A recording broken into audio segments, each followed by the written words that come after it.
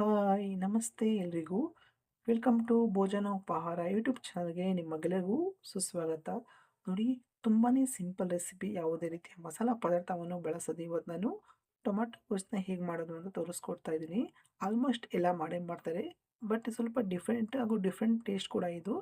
ಈರುಳ್ಳಿ ಮತ್ತು ಬೆಳ್ಳುಳ್ಳಿಯನ್ನು ನಾನು ಫ್ರೈ ಮಾಡಿಬಿಟ್ಟು ಮಾಡ್ತಾ ಇದ್ದೀನಿ. ನೋಡಿ ಎಂಡ್ವರೆಗೂ ಯಾವ ಥರ ಮಾಡೋದು ಅಂತ. ಸೊ ನೋಡಿ, ಇವಾಗ ಮೊದಲಿಗೆ ಸ್ಟವ್ನ ಆನ್ ಮಾಡಿಬಿಟ್ಟು ಒಂದು ಫ್ರೈ ಪ್ಯಾನ್ ಇಟ್ಕೊಳ್ಳಿ. ವಾಶ್ ಮಾಡಿಬಿಟ್ಟು ನಾನು ಫ್ರೈ ಪ್ಯಾನ್ ಇಟ್ಕೊತಾ ಇದ್ದೀನಿ. ನೋಡಿ, ಇದು ನೋಡಲಿಕ್ಕೆ ನಾನ್ ಸ್ಟಿಕ್ ಥರ ಕಾಣುತ್ತೆ, ಬಟ್ ನಾನ್ ಸ್ಟಿಕ್ ಅಲ್ಲ. ಆಲ್ಮೋಸ್ಟ್ ನಾನ್ ಸ್ಟಿಕ್ ಪಾತ್ರೆಗಳನ್ನು ನೀವು ಅವಾಯ್ಡ್ ಮಾಡಿ, ಹೆಲ್ತಿಗೆ ಒಳ್ಳೆಯದಲ್ಲ. ಅಲ್ಯೂಮಿನಿಯಂ ಮತ್ತು ಈ ಥರ ಐರನ್ ಕಂಟೆಂಟ್ ಪಾತ್ರೆಗಳನ್ನು ಯೂಸ್ ಮಾಡಿ. ನೆಕ್ಸ್ಟ್ ನೋಡಿ, ಪ್ಯಾನ್ ಬಿಸಿ ಆದಮೇಲೆ 2 3 ಟೇಬಲ್ ಸ್ಪೂನಷ್ಟು ನಾನು ಅಡುಗೆ ಎಣ್ಣೆ ಹಾಕೊತಾ ಇದ್ದೀನಿ. ಭಾಳಷ್ಟು ನನಗೆ ಕಮೆಂಟ್ ಮಾಡ್ತಾಯಿದ್ರಿ, ಯಾವ ಎಣ್ಣೆನ ಯೂಸ್ ಮಾಡ್ತೀರಾ ಅಂತ. ನೋಡಿ, ನಾನು ಯೂಸ್ ಮಾಡೋವಂಥ ಎಣ್ಣೆ gold winner refined sunflower oil. ತುಂಬಾ ಚೆನ್ನಾಗಿರುತ್ತೆ, ಜಿಡ್ಡು ರಹಿತ ಇದು. ಆಲ್ಮೋಸ್ಟ್ ಕೆಮಿಕಲ್ ಇದ್ದೇ ಇರುತ್ತೆ ಎಲ್ಲ ಕುಕಿಂಗ್ ಆಯಿಲಲ್ಲಿ, ಬಟ್ ಇದರಲ್ಲಿ ಇದು ಬೆಸ್ಟ್ ಅಂತ ಹೇಳ್ಬೋದು.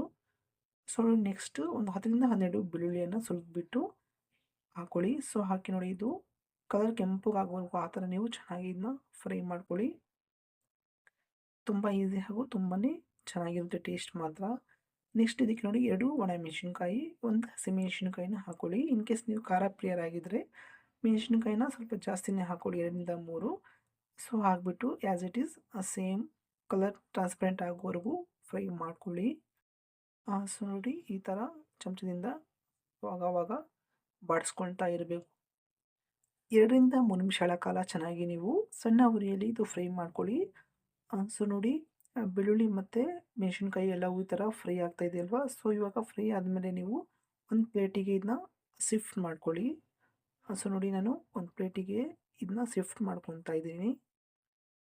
ಜಾಸ್ತಿ ಪಾತ್ರೆ ಮಾಡೋಕ್ಕೆ ಹೋಗಬೇಡಿ, ಮನೆಯಲ್ಲಿ ಅಮ್ಮ ಬೈತಾರಲ್ವ. ಸೊ ಅದಕ್ಕೆ ನಾನು ಜಾಸ್ತಿ ಪ್ಲೇಟಿಗೆ ಅದು ಸಪ್ರೇಟ್ ಹಾಕೊತಿಲ್ಲ, ಎಲ್ಲ ಒಂದೇ ಪ್ಲೇಟಿಗೆ ಹಾಕ್ತಾ ಇದ್ದೀನಿ.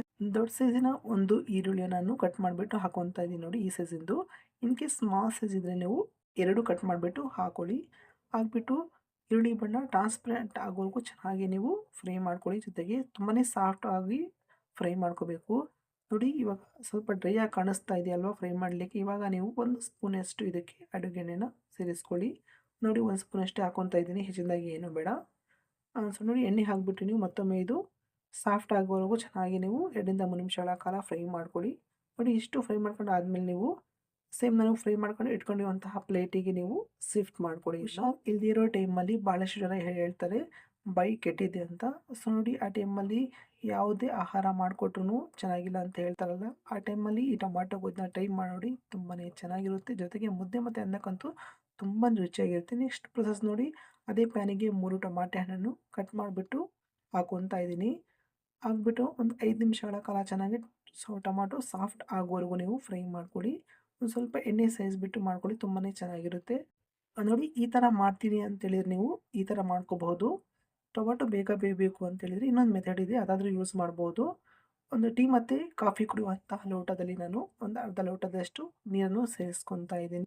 ನೀರನ್ನು ಹಾಕ್ಬಿಟ್ಟು ನೋಡಿ, ಚೆನ್ನಾಗಿ ಡ್ರೈ ಆಗಬೇಕು ನೀರು, ಆ ಥರ ನೀವು ಫ್ರೈ ಮಾಡ್ಕೊಳ್ಳಿ. ಜೊತೆಗೆ ಟೊಮಾಟೊ ಹಣ್ಣು ಕೂಡ ಬೆಂದು ಬಿಡುತ್ತೆ ಬೇಗನೆ.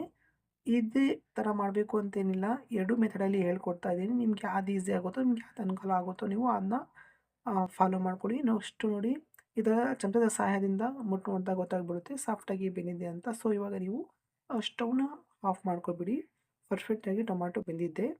ನೆಕ್ಸ್ಟ್ ನೋಡಿ, ಕುಟ್ಟಣಿಗೆ ಇದು ಕೊಡ್ತಿರಲ್ಲ ಅದನ್ನ ತಗೊಂಡಿದ್ದೀನಿ ನಾನು. ಅದರಿಂದ ಬೆಳ್ಳುಳ್ಳಿಯನ್ನು ಈ ಥರ ಮ್ಯಾಶ್ ಮಾಡ್ಕೊಳ್ಳಿ. ಹಸಿಮೆಣ್ಸಿನ್ಕಾಯಿ ಬೇಗನೆ ಮ್ಯಾಶ್ ಆಗುತ್ತೆ, ಒಣ ಮೆಣಸಿನ್ಕಾಯಿ ಮ್ಯಾಶ್ ಆಗಲ್ಲ. ಸೊ ನೀವು ಕೈಯಿಂದ ಮಾಡಿದ್ರೆ ತುಂಬಾ ಚೆನ್ನಾಗಿರುತ್ತೆ. ಗಾದೆ ಕೇಳಿದ್ರಲ್ಲ, ಕೈ ಕೆಸರಾದರೆ ಬಾಯಿ ಮೊಸರು ಅಂತ. ಕೈಯಿಂದ ಮಾಡಿದರೆ ತುಂಬಾ ರುಚಿಯಾಗಿರುತ್ತೆ. ಸೊ ನಾನು ಬೆಳ್ಳುಳ್ಳಿ ಮ್ಯಾಶ್ ಆಗಲ್ಲ ಅಂತ ನಾನು ಇದು ಕುಟ್ಟಣಿಗೆ ಯೂಸ್ ಮಾಡ್ತಾಯಿದ್ದೀನಿ ಅಷ್ಟೇ. ನೋಡಿ, ಫ್ರೈ ಮಾಡ್ಕೊಂಡಿರುವಂತಹ ಟೊಮಾಟೊ ಹಣ್ಣನ್ನು ಸೇರಿಸ್ಕೊತಾ ಇದ್ದೀನಿ. ತುಂಬಾ ಬಿಸಿ ಇದೆ ಇದು. ಸೊ ಅದಕ್ಕೆ ನಾನು ಈ ಥರ ಕುಟ್ಟಣಿಗೆಯಿಂದ ಫಸ್ಟ್ ಮ್ಯಾಶ್ ಮಾಡ್ಕೊತಾ ಇದ್ದೀನಿ. ಬಿಸಿ ಇರುತ್ತೆ ನೋಡಿಬಿಟ್ಟು ಮಾಡಿ. ನೆಕ್ಸ್ಟ್ ಇದಕ್ಕೆ ಒಂದು ಸ್ವಲ್ಪ ಕೊತ್ತಂಬರಿ ಸೊಪ್ಪನ್ನು ನಾನು ಸೇರಿಸ್ಕೊತಾ ಇದ್ದೀನಿ. ಸೇರಿಸ್ಬಿಟ್ಟು ನೋಡಿ, ಕೈಯಿಂದ ಕಿವುಚ್ಕೋಬೇಕು ಈ ಥರ. ತುಂಬ ಚೆನ್ನಾಗಿರುತ್ತೆ ರುಚಿ. ಮಿಕ್ಸಿಯಲ್ಲೂ ಮಾಡ್ಕೋಬೋದು, ಬಟ್ ಅಷ್ಟು ರುಚಿಯಾಗಿರಲ್ಲ. ನಿಮಗೆ ಮಿಕ್ಸಿ ಮಾಡ್ಕೊತೀನಿ ಅಂತ ಹೇಳಿದ್ರೆ ನೀವು ಮಿಕ್ಸಿ ಮಾಡಿ, ಏನೂ ಪ್ರಾಬ್ಲಮ್ ಇಲ್ಲ.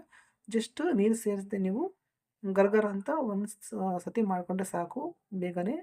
ಮ್ಯಾಶ್ ಆಗಿಬಿಡುತ್ತೆ ಮಿಕ್ಸಿಯಲ್ಲಿ. ಬಟ್ ಕೈಯಿಂದ ಮಾಡಿ ತುಂಬ ಚೆನ್ನಾಗಿರುತ್ತೆ. ಸೊ ನೋಡಿ ಎಲ್ಲವೂ ಚೆನ್ನಾಗಿ ನೀವು ಈ ಥರ ಕಿವುಚ್ಕೋಬೇಕು ಟೊಮಾಟೊ ಹಣ್ಣು. ನೆಕ್ಸ್ಟ್ ಇದಕ್ಕೆ ನೋಡಿ ಪ್ರೊಸೆಸ್ಸು, ಫ್ರೈ ಮಾಡ್ಕೊಂಡಿರುವಂತಹ ಈರುಳ್ಳಿಯನ್ನು ಸೇರಿಸ್ಕೊಳ್ಳಿ. ಸೊ ನೋಡಿ ಫ್ರೈ ಮಾಡ್ಕೊಂಡಿರುವಂಥ ಈರುಳ್ಳಿಯನ್ನು ಹಾಕ್ಕೊತಾ ಇದ್ದೀನಿ ನಾನು. ರುಚಿಗೆ ಅನುಗುಣವಾಗಿ ಉಪ್ಪನ್ನು ಸೇರಿಸ್ಕೊತಾ ಇದ್ದೀನಿ ನೋಡಿ. ಉಪ್ಪು ಹಾಕ್ಬಿಟ್ಟು ಮತ್ತೊಮ್ಮೆ ಚೆನ್ನಾಗಿ ನೀವು ಮಿಕ್ಸ್ ಮಾಡ್ಕೊಳ್ಳಿ. ಉಪ್ಪು ಸ್ವಲ್ಪ ಕಡಿಮೆನೇ ಹಾಕ್ಕೊಳ್ಳಿ. ಇನ್ ಕೇಸ್ ಉಪ್ಪು ಜಾಸ್ತಿ ಆದರೆ ತಿನ್ನೋಕ್ಕಾಗಲ್ಲ, ಸಪ್ಪೆರೆ ತಿನ್ಬೋದು, ಖಾರದಂತೂ ಬಾಯಲ್ಲೇ ಇಡೋಕ್ಕಾಗಲ್ಲ. ಸೊ ನೋಡಿ ಫೈನಲಾಗಿ ರುಚಿಯಾದಂತಹ ಟೊಮಾಟೊ ಗೊಜ್ಜು ರೆಡಿಯಾಗಿದೆ. ವೈಟ್ ರೈಸಿಗಂತೂ ಕಲಿಸ್ತಿದ್ರೆ ತುಂಬಾ ಚೆನ್ನಾಗಿರುತ್ತೆ. 1-2 ಟೇಬಲ್ ಸ್ಪೂನಷ್ಟು ಹಾಕ್ಕೊತಾ ಇದ್ದೀನಿ ವೈಟ್ ರೈಸಿಗೆ. ಸೊ ನೋಡಿ ಹಾಕ್ಬಿಟ್ಟು ಈ ಥರ ಮಿಕ್ಸ್ ಮಾಡಿ ಕಲಸಿ ತಿಂತಾಯಿದ್ರೆ ಆಹಾ, ಬಾಯಲ್ಲೇ ನೀರು ಬರ್ತಾಯಿದೆ ಅಲ್ವಾ. ಸೊ ಬನ್ನಿ ನೀವು ಟೇಸ್ಟ್ ಮಾಡಿ ಹೇಗಿತ್ತು ಅಂತ.